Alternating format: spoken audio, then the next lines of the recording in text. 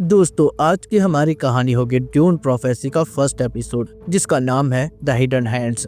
इस एपिसोड में हमें एक तरह से पूरी कहानी का एक सेटअप देखने को मिलता है, जिसमें सारे कैरेक्टर्स का इंट्रोडक्शन और कुछ नोबल हाउसेस के इंट्रोडक्शन भी शामिल है। लेकिन कहानी में कुछ ऐसे किरदार भी दिखाए गए हैं जो काफी मिस्टीरियस है, जिनका जिक्र हम आगे देखेंगे। पहले एपिसोड की शुरुआत होती है एक जंग को दिखाकर, जो थिंकिंग मशीन्स और इंसानों के बीच लगी हुई थी। थिंकिंग मशीन्स जिनका मकसद बन चुका था इंसानों पर कंट्रोल करना या उन्हें खत्म करना। वालिया हैकनन आगे की कहानी सुनाती है कि इस जंग को जीतने में सबसे बड़ा हाथ एट्रेडियस का था, जिसने थिंकिंग मशीन्स को हरा दिया। जंग खत्म होते ही उस टेक्नोलॉजी को हमेशा के लिए बैन कर दिया गया था। वालिया के परदादा इस जंग को छोड़कर भाग गए थे, इसीलिए उनके परिवार को कायर घोषित कर एक वीरान ग्रह पर भेज दिया गया था। आज भी उनके लोग अपने नाम के साथ हैकनन शब्द लगाने में शर्म महसूस करते हैं, मगर वालिया ने इसे हमेशा के लिए बदलने का फैसला लिया और एक नए परिवार के साथ जुड़ गई, जिसे सिस्टरहुड कहा जाता है। सिस्टरहुड यानी महिला संघ औरतों का एक शक्तिशाली ग्रुप है। सालों की प्रैक्टिस और ट्रेनिंग से उन्होंने ऐसी शक्तियां हासिल कर ली थी जो उन्हें आम इंसानों से काफी अलग बनाती है। सिस्टरहुड की पहली सुपीरियर मदर होती है रकेला बर्टो अनिरोल्ड, जो थिंकिंग मशीन के साथ हुई जंग में एक महान योद्धा थी। वो चुनी हुई औरतों को ट्रुथ शेयर बनने की ट्रेनिंग देती है, जिन्हें ट्रेनिंग के बाद सारे ग्रेट हाउसेस यानी शाही परिवारों की काउंसिल में भेजा जाता है, ताकि वे झूठ को सच से अलग कर सकें। रकेला ने सिस्टरहुड का एक बहुत बड़ा नेटवर्क बना लिया था, जो इंपीरियम के हर एक कोने तक फैल चुका था। ट्रुथ शेयर्स को सारी ग्रेट हाउसेस में फैलाने का एक बड़ा मकसद ये भी था कि रकेला भविष्य पर काबू पाना चाहती थी, मगर जिनके हाथों में सत्ता होती है उन्हें लालच और हिंसा विरासत में मिलती है। इसीलिए रकेला ने एक सीक्रेट प्रोजेक्ट पर काम करना शुरू किया ताकि वो बेहतर लीडर्स बना सके। उसने एक विशाल जेनेटिकल आर्काइव बना लिया था, जिसकी मदद से वो सही शाही परिवार के लोगों में शादियां करवाती थी, जिनसे पैदा होने वाले बच्चों को अच्छे फ्यूचर के लिए अपने काबू में कर सही लीडर्स बनाया जा सके। लेकिन सिस्टरहुड में ही कुछ लोग ऐसे भी थे जो इसके खिलाफ थे। रकेला वालिया हैकनन पे ट्रस्ट करती है। उसे लगता है कि वो रकेला के मिशन को आगे तक ले जाएगी। इसीलिए सुपीरियर मदर रकेला मरते मरते वालिया को सुपीरियर मदर बना जाती है, ताकि वो उसके मिशन को अंजाम तक पहुंचा सके। रकेला मरते हुए आने वाले भविष्य को देखती है, जो इंसानियत के लिए बहुत बुरा होने वाला है, जैसे कि सैंडबर्न और भयानक तबाही। इसीलिए वो ये जिम्मेदारी वालिया को देती है और कहती है कि जब टाइम आएगा तो तुम्हें सब दिख जाएगा और तुम सही फैसला लोगी। लेकिन मदर रकेला के जाने के बाद मदर डोराथिया पूरे आर्काइव को खत्म करना चाहती है, क्योंकि उसे लगता है कि हम ईश्वर की होंद को चुनौती दे रहे हैं और यही सबसे बड़ा खतरा है। तभी हम देखते हैं कि वालिया हैकनन मदर डोराथिया को रोकने के लिए अपनी आवाज की पावर्स का इस्तेमाल करती है, जो अभी तक किसी के पास नहीं थी। उसके बोलने से ही मदर डोराथिया खुद का गला काट देती है। इसके बाद हमें कहानी में 30 साल का जंप देखने को मिलता है, थिंकिंग मशीन के साथ जंग के 116 साल बाद और पॉल एट्रेडियस के जन्म के 10,148 साल पहले। चीजें बहुत बदल चुकी हैं। वालिया सिस्टरहुड को पूरी ऊंचाइयों पे ले जा रही है, लेकिन उसके परिवार के नाम पर लगे पुराने दाग हटाने अभी भी बाकी हैं। समय के साथ सारे शाही परिवारों में ट्रुथ शेयर की मांग बढ़ती जा रही है और वालिया सबको ट्रुथ शेयर्स प्रोवाइड करवा रही है, केवल एक परिवार को छोड़कर, और वो था हाउस हैकनन। सिस्टरहुड में लड़कियों को लोगों के दिमाग पढ़ना, उनकी बॉडी लैंग्वेज से सच का पता लगाना और ऐसी कई विद्याएं सिखाई जाती हैं जो उनको सबसे अलग और खास बनाती है।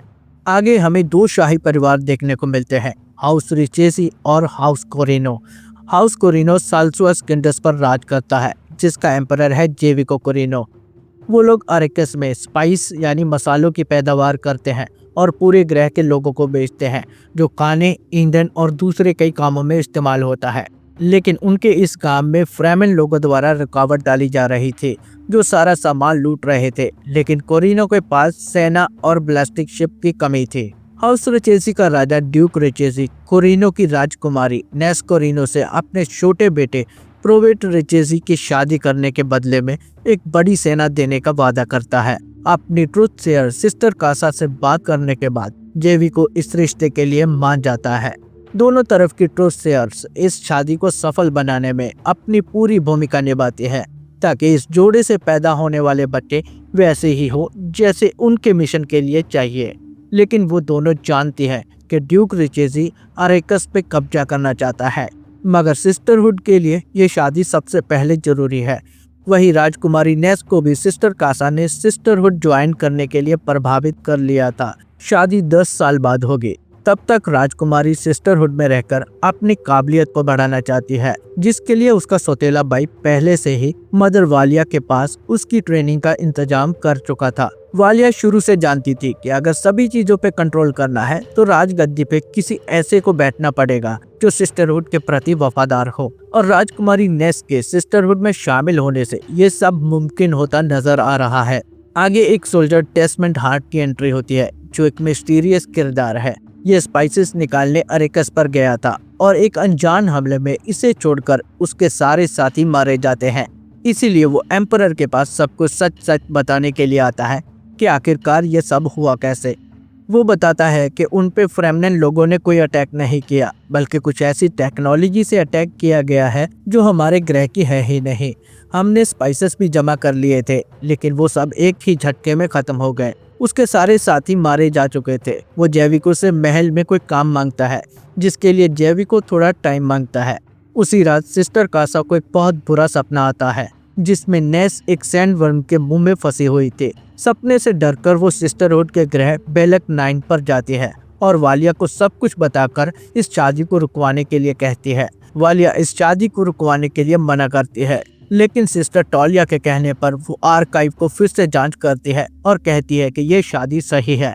इससे कोरिनो हाउस को लंबे समय तक फायदा होगा।